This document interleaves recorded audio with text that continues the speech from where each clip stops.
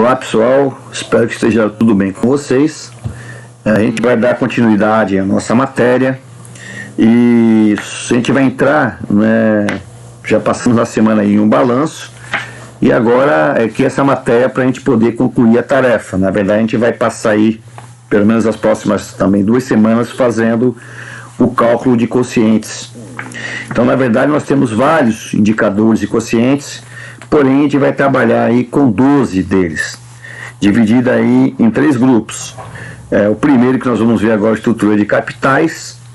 Na sequência nós vamos ver aqueles de liquidez ou solvência e por último os de rentabilidade. Então nós teremos 4 conjuntos de quocientes ou indicadores dentro desses módulos, ok? Então vamos lá, o que interessa. Estrutura de capitais, o que significa? Na verdade a gente já viu isso muitas vezes lá no começo do ano, a gente sempre fala disso, que a empresa tem 2 origens do capital, né? O capital ele pode ser próprio ou pode ser de terceiro. O próprio vem, né, do próprio capital investido e mais os lucros que são decorrentes da operação, isso é do dono.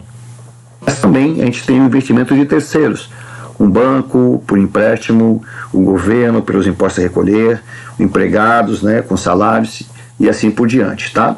Então a gente vai evidenciar o grau de endividamento da empresa, dependendo justamente da origem dos capitais, beleza? Então vamos lá, como é que a gente interpreta esses indicadores? A gente vai ver que os indicadores, dependendo do conjunto que a gente avalie, ele tem as suas interpretações, né? Melhor, pior, etc. No caso dos indicadores de estrutura de capital, eles serão o seguinte: quanto menor esse quociente, melhor. E aí vamos imaginar o seguinte: para cada R$1, abaixo de R$1, melhor ele será, e acima de R$1, pior ele será. Ok? Então aqui a gente também já sabe, ó, quando os capitais próprios são maiores que os de terceiros, dizemos que a empresa está bem. Mas quando os investimentos da empresa estiverem sendo financiados por terceiros, então quando o capital dos terceiros forem maiores, significa que a empresa está com dívida, ela está mão na mão desses terceiros, ok? Então nós já sabemos disso. Capital de terceiros maior, a empresa está mais na mão de terceiros. Então a gente avalia nosso primeiro indicador, um indicador simples. Vejam que todos serão com fórmula. Para nós que somos contadores técnicos, né, a gente tem que saber justamente onde encontrar isso. Lembra lá atrás que a gente falava? Na verdade é o seguinte, os indicadores serão baseados nas demonstrações financeiras. Nesse caso, a gente está falando só do balanço patrimonial, correto? Que é o exigível total e o patrimônio líquido. E a fórmula é essa, é pegar um valor e dividir pelo outro. Esse indicador revela a proporção existente entre capitais próprios e de terceiros. E aí está aquilo que eu falei, ó. Quanto que a empresa utiliza de capital de terceiro para cada R$1 de capital próprio, certo? Então a gente faz a fórmula e acha o valor lá que vai dar. Abaixo de R$1, legal. Acima de R$1, não está legal. Observando ainda que nós temos os padrões, né? De repente, vamos ver que no nosso cálculo de 0,98 centavos. Opa, 0,98 está abaixo de 1, está bom. Mas será que para o padrão está bom? Então, por exemplo, se essa empresa, que nem eu trabalho no hospital, se fosse um hospital, e o padrão fosse 0,90 e o meu dá 98, eu estou bom no sentido do indicador, mas em relação ao padrão, não estaria bom, ok? Nós temos aqui 2 observações aqui. Não, a primeira é que o que é o exigível total? Né? Tá aqui, ó. Exigível total, ele é o passivo circulante, mais o passivo não circulante, só que tirando as receitas diferidas.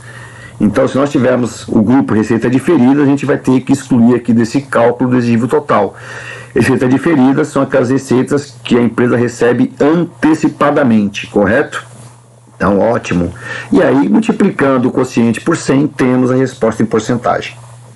Vamos seguir. O segundo, o indicador, é a composição do endividamento. Então, aqui, ó, é bem simples, todos estão vendo que a base é 1.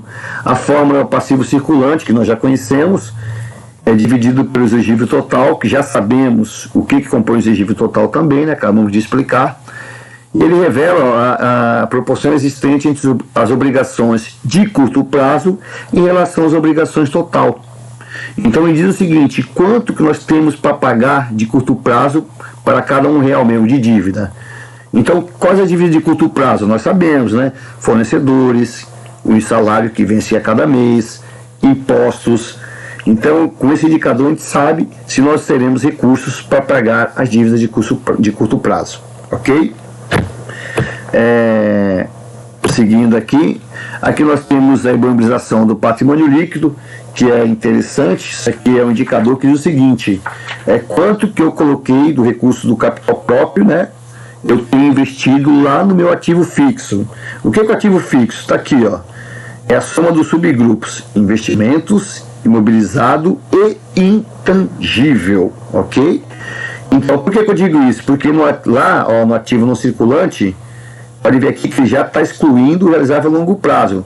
No seu balanço, no grupo do ativo circulante, você tem o grupo realizável a longo prazo. Então, ó, cuidado, que aqui nós tiramos, hein? Senão o indicador vai dar totalmente errado, tá? Então, está aqui, ó, dividido pelo quê? Pelo PL.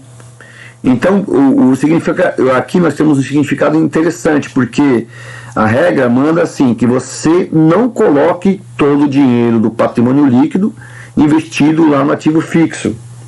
O ideal é que você tenha o dinheiro investido no ativo fixo e ainda sobe um pouco para você deixar no ativo circulante. A gente vai ver um pouco mais para frente, no outro slide, detalhe disso, tá?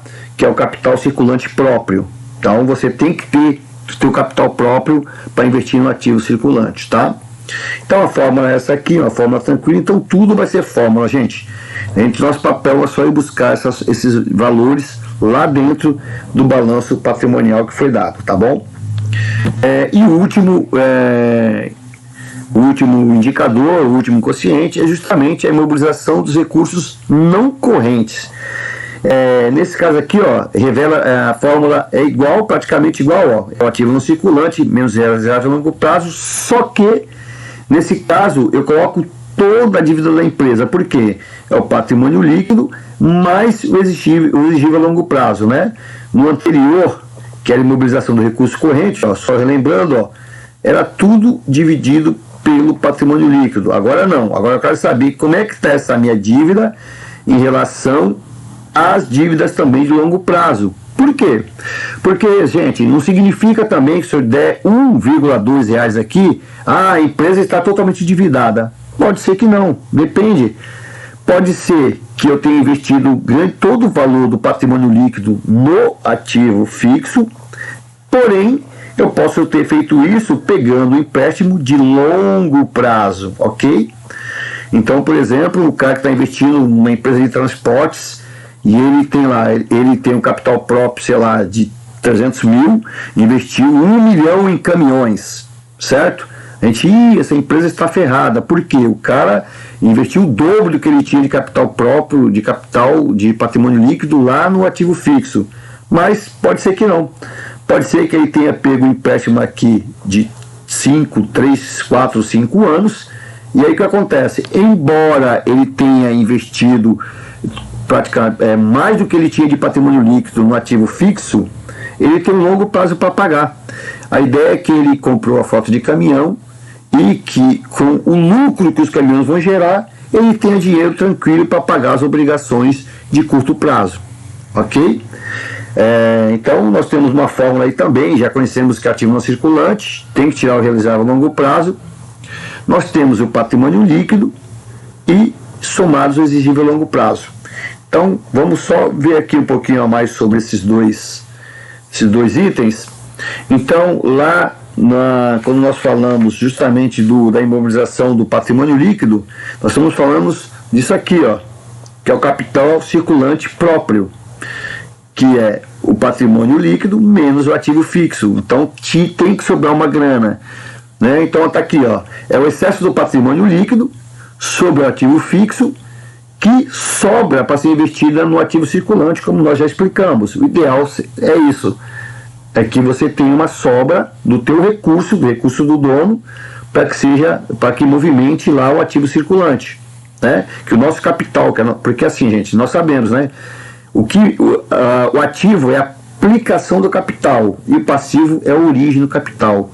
Então é importante que a origem do capital investida lá no ativo, o do sócio, ele esteja tanto no imobilizado quanto lá em cima no circulante, ok? E aqui, ó, quando a gente fala da imobilização dos recursos não correntes, é isso aqui, ó, é quando o meu patrimônio líquido já está abaixo do ativo fixo. Então eu coloquei mais dinheiro no ativo fixo do que eu tinha lá de PL. E aí, vamos lembrar da forma anterior, que é justamente o interessante é saber se eu tive empréstimo de longo prazo justamente para compensar esse meu, como eu diria, saldo negativo do PL para investir. Então é importantíssimo aqui esse indicador saber a relação de todo isso aqui do que eu coloquei no imobilizado, porém com a minha dívida de longo prazo, que é justamente o que ele quer dizer aqui, ó. Tá vendo? Então nós já admite que nós temos o patrimônio líquido inferior ao ativo fixo, porém eu posso ter pego um empréstimo de longo prazo para cobrir esse rombo. Beleza, pessoal? Então é isso, temos as formas. Lá na relatório da CEDEL da semana 28 foi dado lá o balanço para vocês. É um balanço simples, não é nada complicado. Vocês já estão no segundo ano, sabem de cor e salteado. É só agora mandar bala na atividade, tá? E é claro, a gente, que eu falei, para o próximo a gente vai ficar com os indicadores de liquidez. Beleza? Olha só, ainda não finalizou, só aqui um finalzinho aqui, ó. Olha só que interessante. A interpretação da imobilização dos recursos deve ser direcionada, para o que nós acabamos de dizer, para verificar se o capital circulante próprio negativo foi compensado por empréstimo de longo prazo. Acabamos de explicar isso, né? Então eu tenho um indicador e eu vou saber se isso está coberto por empréstimo de longo prazo. Beleza, galera? E aí tem que sobrar uma graninha para a gente investir justamente no ativo circulante. Simplesmente foi só para completar aqui a explicação, mas praticamente já havia dado lá no slide anterior, ok? Então era isso por hoje. Boa sorte aí nos cálculos, tranquilo, 4 formulazinhas, baba, hein? Isso aí dá para fazer aí em 2 diazinhos e ficar o resto aí tranquilo. Fiquem com Deus e até a próxima. Valeu, galera. Tchau.